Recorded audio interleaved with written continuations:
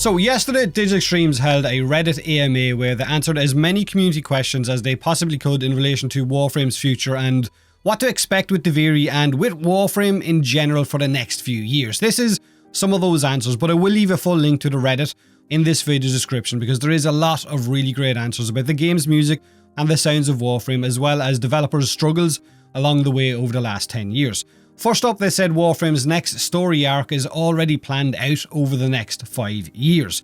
So forget the idea that maybe Warframe is going to be sunsetted in favour of Soulframe, because apparently this new story has only just begun.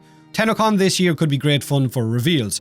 Now, they also currently know what the next 5 new Warframes will be. They have it planned out, but you can forget about any community-created Warframes being made anytime soon, as they are not any of those 5. Now, cross-save is something that all of you have been asking for, but it is still being worked on internally, and they plan on releasing it in small waves like they did with cross-play, so that nothing messes up. Cross-save clans is the next step, and then they're going to settle on how friends will be handled, and then they still have to figure out cross-save trading and so on. VoIP for crossplay is also being worked on, so everything is pretty much still soon TM, right? Now, they were asked about raids and if raids or trials have a chance of returning. Pablo said it's hard for them to say if they'll revive trials with their plans being so full for this year, but it is unlikely that they're going to be returning. So basically, they've already planned out the year, so forget about raids just for now. In relation to PvP in Warframe Conclave, they've said that it has been put on hold. If they can't make it fun, then they'd rather not do it at all, which makes sense, but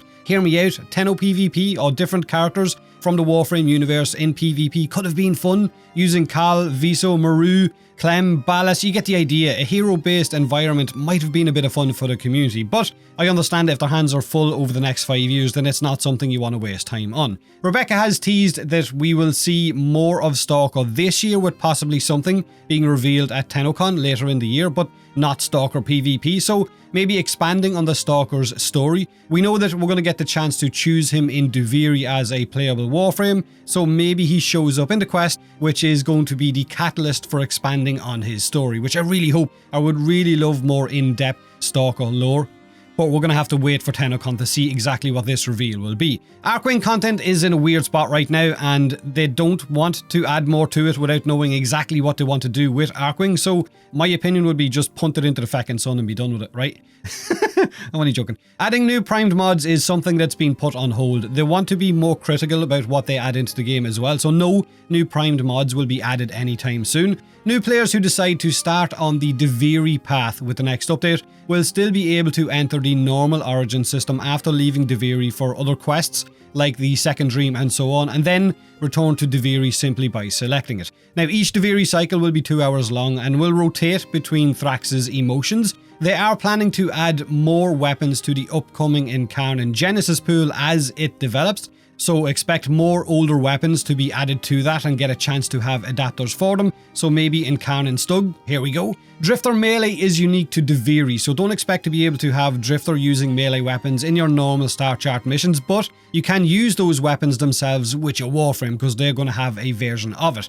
Now, in relation to which Zariman we're actually on, if it's the Drifter Zariman or our Operator Zariman, Megan just said Eternalism will be revealed with the duviri update on the 26th. The same goes for Rel and the Man in the Wall, which is interesting, so I guess we're going to get more of the Man in the Wall with the duviri story. When asked about Warframe's balance between power fantasy and challenging content, Pablo said that they're staying true to the power fantasy, that's what the game is about, that our power creep right now makes it almost impossible to add challenging content to Warframe, and players enjoy feeling godlike. When asked about expanding on stories like that of Orden Karis, the Beast of Bones, it was a simple no. But they won't rule it out for further down the line in the future update, if it's something that appeals to the community.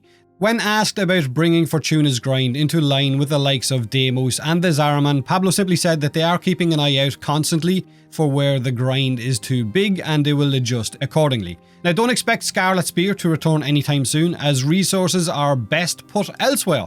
They have big plans for some big Necromech content that they're not ready to talk about yet, Interesting as well. Necromech Conclave, maybe, or Flappy Bird, who knows? Saren is a Warframe that has given them more problems over the years than any other Warframe, even after 17 reworks, Pablo said, so maybe don't expect an 18th rework. Teshin's Sun and Moon swords are a reward blueprint that can be used by a Warframe as well, with a new stance to match it with the duviri update. Expect a companion update or rework for their fall update later this year, or some more news on it at least later in the year. They have plans for Narmer and Orb Valis, but nothing for this year. They've mentioned something already has been added to Orb Valis as a bit of a hint, which most people are saying is the Narmer drone that is watching the third Orb Mother flying around it. So maybe in a year, when they expand on it, it can come out of that jacuzzi like a big metal prune shriveled after being in the bath for too long. Duviri could basically be its very own game, and that creating new ideas and concepts like Duviri is what keeps the developers going and the game fresh for them as well. Ureli Deluxe is in the works. Gauss Deluxe will be shown off later in the next dev stream on the 28th of this month. And like I said, there is a lot more answers over on the Reddit, which I have linked in this video's description.